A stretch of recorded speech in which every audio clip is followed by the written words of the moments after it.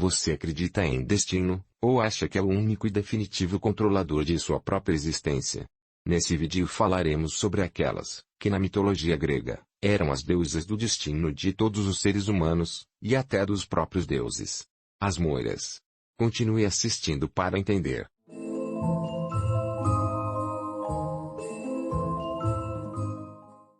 As Moiras são divindades tão antigas quanto a primeira geração de deuses gregos.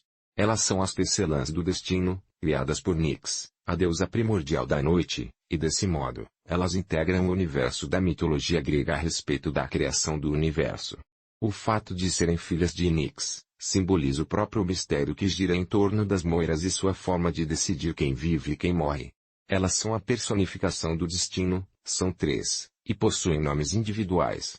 Cloto, que em grego significa fiar, é a que tece, ela detém o fuso, o manipula e estimula o fio da vida a iniciar sua trajetória. Ela representa o início da vida ou a sua juventude. Láquesis é a segunda das irmãs. Ela avalia os compromissos, as provações, os desafios e as dores que caberão a cada ser, dessa forma, distribuindo entre os homens seus respectivos destinos. Ela também sorteava quem partiria para o reino da morte. Além disso, era Láquesis quem media o comprimento do fio, simbolizando o tempo. Seu nome significa, no idioma grego, sortear.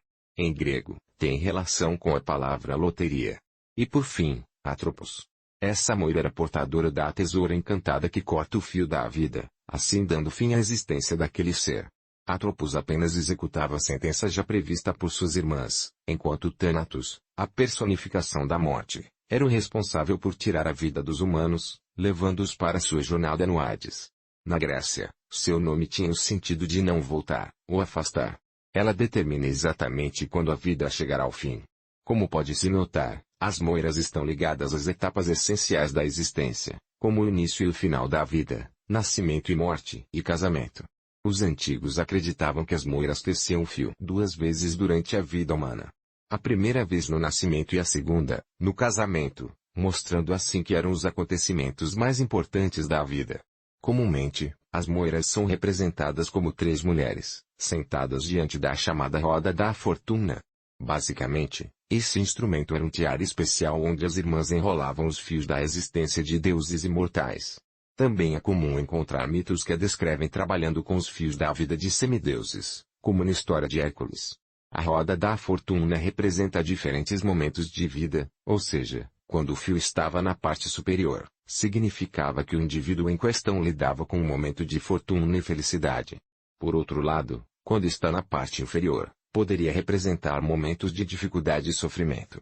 Elas criaram Temis, deusa responsável pela justiça, Nêmesis, encarregado da ética, e as Eríneas, que detinham o poder de punir os homens. Elas cresceram assim como irmãs, educadas pelo destino. Porém, são assunto para outro vídeo. Agora temos alguns pontos importantes para esclarecer sobre as Moiras. Sendo elas deusas do destino, será que isso significa que nós, seres humanos, não temos livre-arbítrio? Em resumo, os gregos cultivavam as figuras mitológicas como dogma a respeito do universo. Desse modo, acreditavam na existência das Moiras como donas do destino. Consequentemente, não havia livre-arbítrio, tendo em vista que a vida humana era determinada pelas irmãs fiandeiras. Mas por outro lado, os aspectos da vida que as Moiras determinavam, eram aqueles dos quais nós não temos controle, como o nascimento, condições de vida, e até mesmo a morte. Diante disso, podemos concluir que a relação entre destino e livre-arbítrio não é necessariamente oposta, mas que esses dois fatores se complementam. Não podemos escolher sobre tudo, logo, nosso livre-arbítrio está limitado às condições que o destino nos impõe. Somos, então, seres livres dentro de uma margem limitada de ação. Outro ponto interessante é, qual era a relação entre as Moiras e os deuses? Como citado anteriormente, as três irmãs do destino são divindades primordiais, ou seja, surgiram antes mesmo de Zeus, Poseidon e Hades. Desse modo, exerciam uma atividade que ia além do controle dos desejos dos deuses. Isso faz delas verdadeiras entidades do destino não somente humano, mas universal. Níliada, por exemplo, as Moiras atingem um patamar maior do que uma divindade, uma vez que eram entendidas como uma verdadeira lei do universo, no qual inclui homens, deuses, e todos os seres da natureza. Ninguém poderia escapar do destino que elas determinavam. Porém, isso não acontecia com Zeus, pois se ele quisesse, poderia intervir no destino que as irmãs haviam traçado para alguém, e mudá-lo. Embora nem sempre o fizesse, a fim de manter o equilíbrio natural das coisas determinadas pelo destino. O terceiro ponto importante sobre elas, é que as moiras desempenhavam um papel importante nas guerras. Como donas do destino, acreditava-se que elas determinavam e já conheciam o resultado das guerras.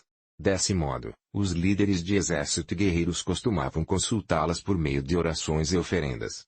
As moiras costumam ser representadas como um trio de mulheres de aparência sombria, sempre ocupadas no seu dever de criar, tecer e interromper o fio da vida de todos os seres humanos. Em alguns casos, porém, elas são retratadas como belas mulheres. Entre os romanos, eram conhecidas por parcas, chamadas nona, décima e morta, que tinham respectivamente as funções de presidir a gestação e o nascimento, o crescimento e desenvolvimento, e o final da vida. É importante notar que no caso dos romanos, essa regência era apenas sobre os humanos, dessa forma não tendo nenhum poder sobre os deuses. E então?